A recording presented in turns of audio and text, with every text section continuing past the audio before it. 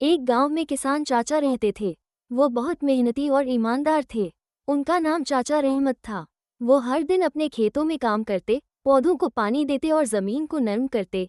एक दिन जब वो अपने खेत की सफाई कर रहे थे, उन्हें मिट्टी में एक चमकता हुआ बीज मिला। बीज पर लिखा था, मुझे मोहब्बत से उगाओ और खुशी पाओ। चाचा रहमत ने हंसकर कहा। चलो देखते हैं क्या होता है। उन्होंने बीज को अपने सबसे अच्छे गमले में लगाया, रोज उसे पानी दिया, सूरज की रोशनी दी और उससे बातें करते रहे। कुछ दिनों में बीज से एक नन्हा पौधा निकल आया। वो हर दिन तेजी से बढ़ने लगा। फिर एक सुबह पौधे पर रंग बिरंगे फल उगाए। हर फल पर एक जादुई शब्द लिखा था। चाचा ने जब एक फल खाया तो उनके दिल को सुकून मिला और खेत में और ज्यादा फसल उगने लगी। गांव वाले हैरान रह गए।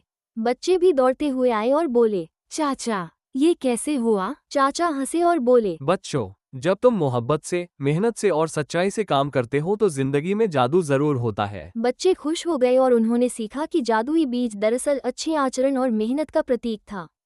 मेहनत, सच्चाई और अच्छा व्यवहार ही जिंदगी की सबसे बड़ी जादुई ताकत हैं।